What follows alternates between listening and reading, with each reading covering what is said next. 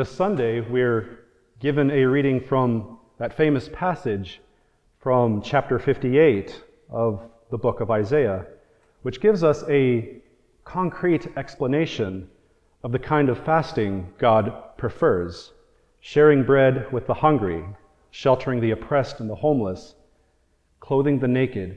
These are things, Isaiah says, leads to true blessedness. If done to relieve the suffering of our neighbor, the prophet of Isaiah is clear: the Lord will be with you, to guard you, protect you, to heal you. And the light you provide the world by your deeds will be that of the Lord himself. In the lectionary, this reading is paired beautifully with the gospel reading from Matthew, where Jesus tells us not to hide our light from the world, but to let it shine. Let it shine so that others can see what it means to be a follower of Jesus.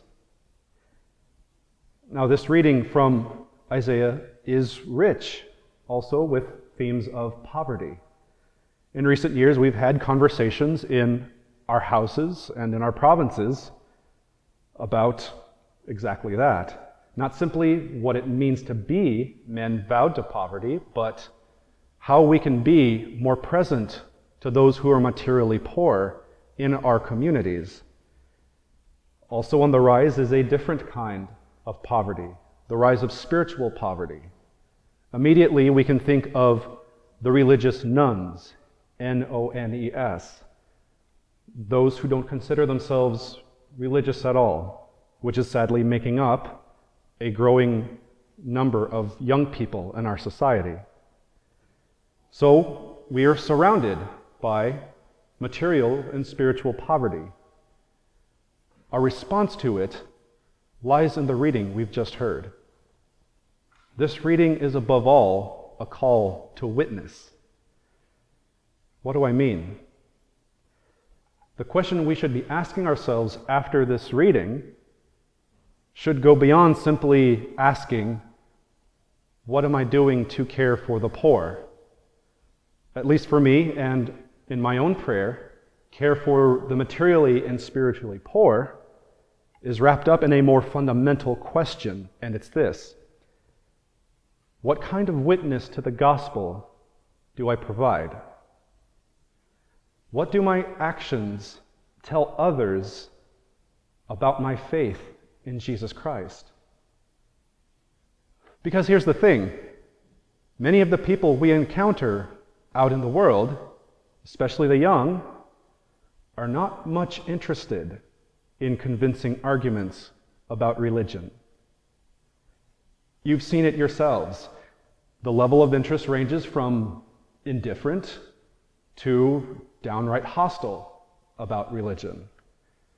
Many of them simply don't care enough to hear about what the church, or St. Thomas Aquinas, or you, or anyone else has to say about faith, morals, or anything else. It's not that our arguments aren't logically sound, or that we don't have an intellectual tradition to back them up. They just don't care. So then, what? Where does that leave us? Because we're giving our lives to this mission of preaching the gospel with the hopes of winning hearts and minds and souls to Jesus Christ. And many of you might be thinking, I know they don't care. And they haven't for a long time. What do we do? The only argument we have left is the argument of personal holiness, of witness. Why? Because a witness is clear. It speaks for itself. When I think of someone witnessing to the gospel, I think of someone whose actions are in harmony with the words they preach. I think a timeless example for us as members of the Dominican family will always be Saint Dominic, St. Dominic was a successful preacher against the heresies of his time, in large part because he didn't just look the part of the poor preacher imitating Jesus Christ. He lived it. He lived it in his poverty, in his preaching, and in his care for the poor. He was a witness to the gospel he preached. So, how does providing a witness, how is that a response to material and spiritual poverty? Our preaching might be what tells people that feeding and caring for the poor is caring for Christ himself. That's all well and good.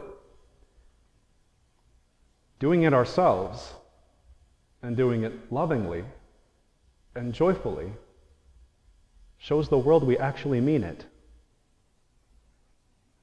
Our preaching might be what tells someone that our hearts and souls are restless until they rest in God, and that we only find our wholeness in Him. Again, all well and good. Our peace, our contentment, our life of intimate prayer, our joyful and fraternal love for each other and everyone we meet, shows them what that looks like. This is how our life comes to be a light that shines forth for others like the dawn. This is the light Jesus tells us not to hide, but to let shine so that others can see what it means to be a follower of Jesus Christ. It's, as Bishop Barron said in his weekly sermon this morning, you're happy and holy. That's great. Now you go and be a light by which other people direct and guide their lives. It's hard to argue with a witness. So then let's all revisit that question. What kind of witness to the gospel do I provide? Dear God.